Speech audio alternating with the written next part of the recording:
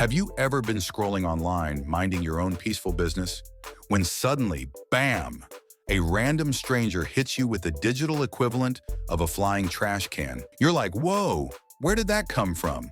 Who hurt you, bro? Welcome to the internet, a magical place where cat videos exist right next to people arguing aggressively about, of all things, pineapple on pizza. And if you've ever wondered why are people online so toxic, stay with me, because today we're peeling back the psychology behind all that digital darkness. Let me start with a quick story. One night I was in a gaming lobby, just chilling, enjoying life, when a guy I'll call Angry Laser 69 started yelling at everyone because someone took his loot box. I watched him melt down like a Walmart toddler denied a toy. At one point, he actually screamed, "You ruined my life." Bro, it's digital loot. Calm down. But here's the scary part.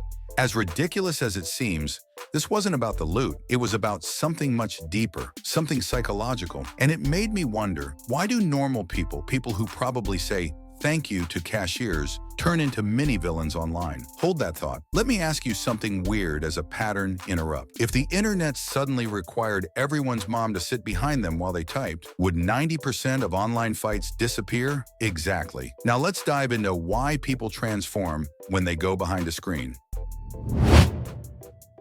1. The mask of anonymity. No name, no shame. Imagine real life with a filter. You walk up to someone, insult their haircut, and then just vanish like a ninja into the bushes. That's the internet. Psychologists call this the online disinhibition effect, which is just a fancy way of saying people act crazy when they think nobody can see them. When the consequences disappear, empathy disappears too. It's like the dark side of the human personality finally gets a free trial version. And honestly, that's a little terrifying, isn't it? One minute someone is a friendly neighbor, watering their front yard. The next minute, they're online commenting, "You look like expired yogurt." When there's no real-world accountability, emotions get amplified, logic switches off, and people start typing things they'd never dare say out loud. 2. The echo chamber. Welcome to the bubble. The internet is huge, but ironically, most of us live inside tiny little digital bubbles called echo chambers. YouTube, TikTok, Instagram, Reddit, they all feed you content similar to what you already agree with. Feels comfortable, right? But there's a catch. When your entire feed agrees with you, disagreement starts feeling like an attack. So when someone online says something different, people don't think, interesting perspective. Nope, they think, you are wrong. My whole feed told me you're wrong. Prepare for war. Suddenly, debates turn into battles. Opinions turn into identities. And the comment section turns into a gladiator arena where no one wins, except maybe the algorithm. 3. The brain's reward system. Anger feels good,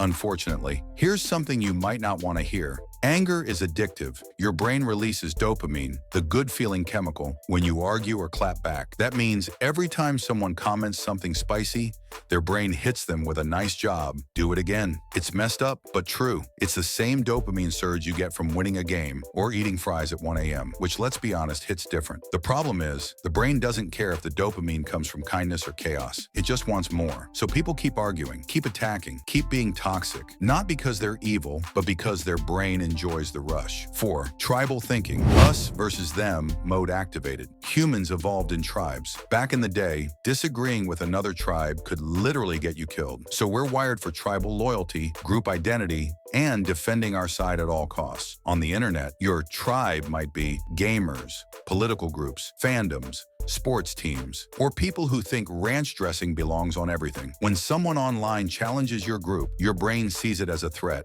even if the threat is literally a stranger typing from their couch in pajamas. That fear response turns into aggression. Fear becomes defense. Defense becomes attack. Attack becomes toxicity. 5. Miscommunication. Texts have no tone, bro. Have you ever sent a message that someone completely misunderstood? Like you write "okay" and they think you're mad, or you write "lol" and they think you're mocking them. Text is tone deaf. There's no facial expression, no voice, no warmth, just dead letters on a screen. So small disagreements escalate fast. Sarcasm sounds like insults.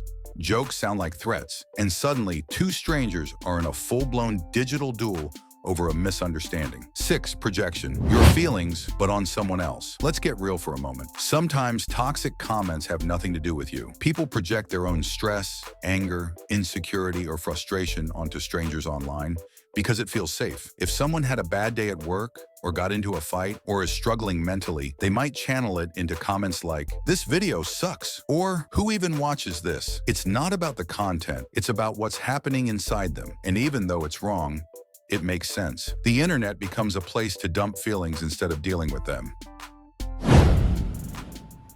Now that we understand why online toxicity happens, let's talk solutions, because this doesn't have to be our digital destiny. Here are a few powerful ways to break the cycle. 1. Pause before you clap back. When you feel triggered, pause for 3 seconds. Literally 3. Your emotional brain needs that pause to calm down so your logical brain can take over. Ask yourself, is this worth my energy? Most of the time, it's not. 2. Assume best intent, not worst. Remember, text has no tone. People aren't always being rude, sometimes they're just typing weird.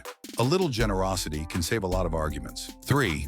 Recognize projection. Someone's toxic comment might be more about their pain than your content. Try not to take it personally. 4. Don't feed the algorithm. Monster drama only wins if we participate. When you ignore trolls, you starve them, and nothing kills online toxicity faster than boredom. 5. Build positive spaces. Whether you're in a community, comment section, or group chat, be the person who shifts the energy. Positivity is contagious too. Not as instantly exciting as drama, sure, but way more powerful long-term. 6. Protect your mental space. Unfollow, mute, block. Cleanse your feed like you're sage burning a haunted house. Not everything deserves access to your energy. 7. Remember, there's a human on the other side. Every username, every profile picture, every comment belongs to a real person with real emotions, fears, struggles, and insecurities. When we remember that, empathy comes back and toxicity starts to lose its grip. The emotional final message. The internet is a reflection of us. Our fears, our frustrations, our desires, our anger, and our need for connection. Toxicity doesn't happen because people are bad. It happens because people are human. But here's the exciting part. If toxicity is human, then kindness can be human too. We have the power to choose which side we amplify, which side we encourage, which side we carry with us into every comment, every conversation, every post. Imagine an internet where disagreements didn't turn into wars, where people responded with empathy instead of insults, where curiosity replaced hostility. That future is possible, and it starts with each of us. If you found this breakdown eye-opening, interesting, or even a little uncomfortable, that's good. That means you're thinking. And if you want more deep, powerful, psychology-based content just like this, hit that subscribe button and join our community. Let's make the internet a little smarter, a little kinder, and a whole lot more human. Thanks for watching.